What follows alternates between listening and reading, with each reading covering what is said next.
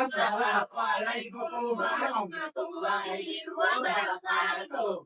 Shalom, Om Swastiastu, Namo Buddhaya, salam kebajikan.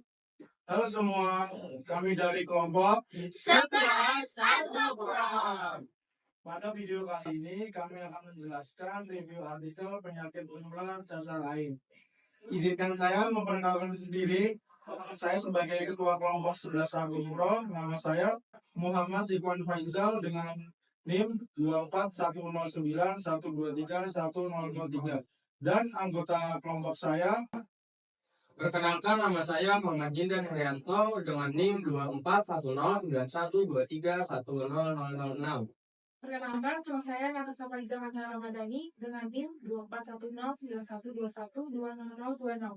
Perkenalkan, nama saya Rahmadita Arisya Zahra dengan NIM 24109122036.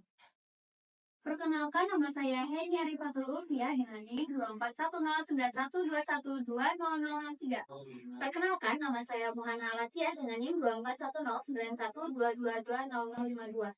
Perkenalkan, nama saya Atisya Desita Hadrian dengan NIM 2410912120012. Perkenalkan, nama saya Deani Putri dengan NIM 2410912320019.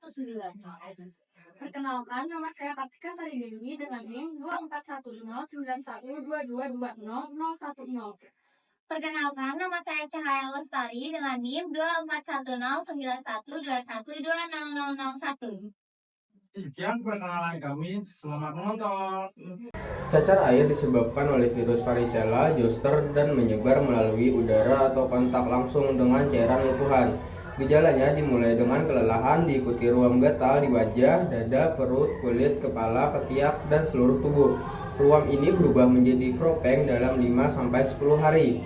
Komplikasi serius dapat mencakup sindrom Reye, pneumonia, encephalitis, dan dalam kasus ekstrim, kematian. Vaksin varicella dianjurkan untuk mencegah cacar air dengan dosis 1 kali bagi anak di atas 1 tahun atau 2 kali bagi yang berusia di atas 13 tahun.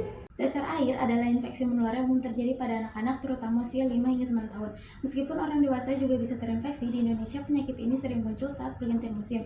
Komplikasi yang mungkin terjadi termasuk sindrom Reye, pembengkakan hati dan otak, pneumonia, encephalitis, ataksia cerebellum, peradangan tulang belakang, dan bahkan bisa berakibat fatal. Data mengenai kasus cacar air pada anak di Kalimantan belum tersedia. Namun, ada laporan bahwa penyakit ini muncul selama masa pancaroba. Pancaroba yaitu transisi antara musim kemarau dan musim hujan.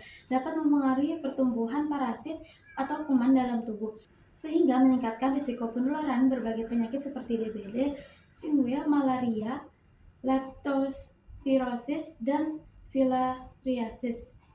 Tanda dan gejala pada setiap anak bervariasi tergantung pada imunitas tubuh mereka. Gejala awal yang dirasakan oleh anak-anak tersebut adalah kelelahan dan ketidaknyamanan tubuh selama 1 hingga 2 hari. Setelah itu muncul ruam atau bintik-bintik merah yang disertai rasa gatal di area wajah, dada, perut, kulit kepala, di bawah ketiak, dan terkadang juga bisa muncul di dalam mulut serta di seluruh tubuh. Ruam tersebut akan muncul hingga mengering dalam waktu 5-10 hari. Pencegahan penularan penyakit cacar air yang paling utama dapat dilakukan melalui pemberian vaksin varicella, yang sebaiknya diberikan sekali pada usia antara 12 hingga 15 bulan. Jika vaksin diberikan pada usia 13 tahun ke atas, maka diperlukan 2 dosis dengan jarak antara 4 hingga 8 minggu. Vaksin ini diperkirakan dapat memberikan perlindungan antara 72% hingga 100% kepada anak-anak yang telah diimunisasi. Di Indonesia, pemberian vaksin varicella masih tergolong sebagai imunisasi pilihan, meskipun belum menjadi bagian dari program imunisasi wajib yang ditetapkan oleh pemerintah. Berdasarkan hasil analisis yang dilakukan bersama mitra, terdapat beberapa masalah prioritas yang perlu ditangani terkait penyakit cacar air.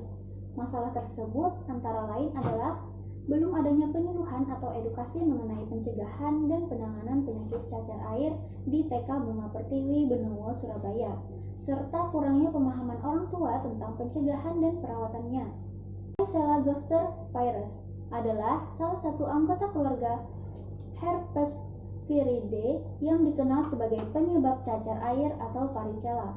Salah satu ciri khas dari Herpesviridae adalah kemampuan virus untuk berlantesi di mana VZV dapat bertahan dalam keadaan laten di neuron sensorik setelah infeksi primer dan vaksinasi.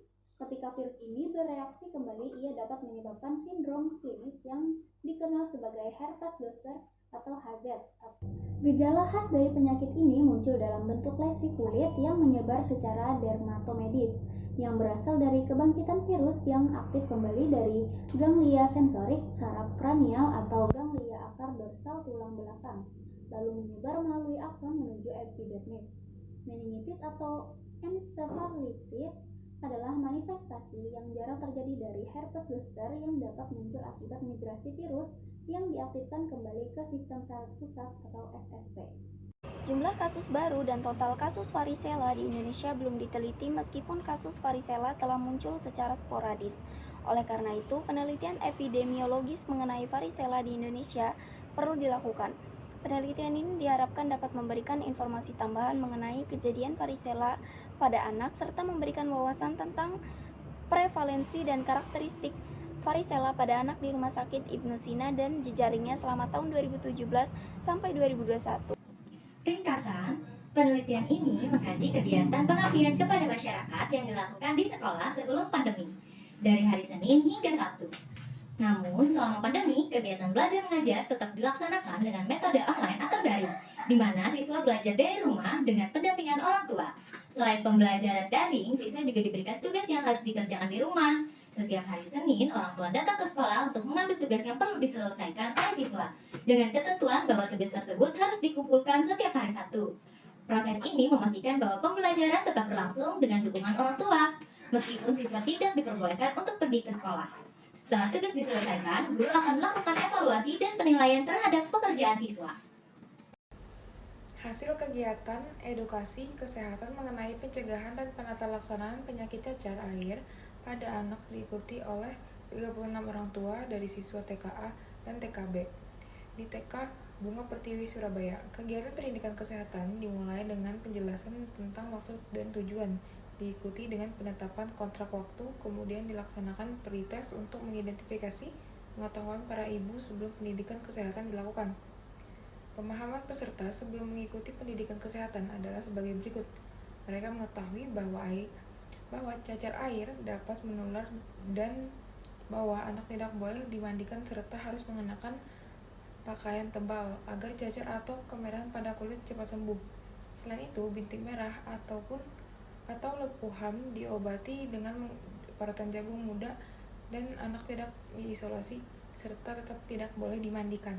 Pada jurnal 1, 2, 5, dan 6 berdasarkan penelitian yang dilakukan oleh jurnal upaya peningkatan pengetahuan orang tua siswa melalui pendidikan kesehatan, pencegahan dan penatalaksanaan cacar air pada anak taman kanak-kanak, dan jurnal sosialisasi pencegahan cacar air pada anak-anak di Kelurahan Hatif Kecil Aster melalui video pembelajaran.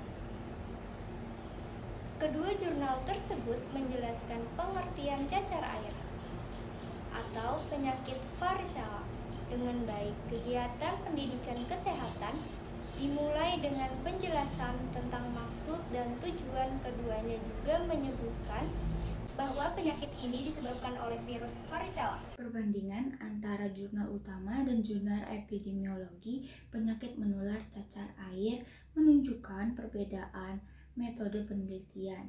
Jurnal pendukung menggunakan metode deskriptif yang bertujuan menyusun deskripsi sistematis dan akurat mengenai kondisi tertentu, objek atau fenomena yang diteliti.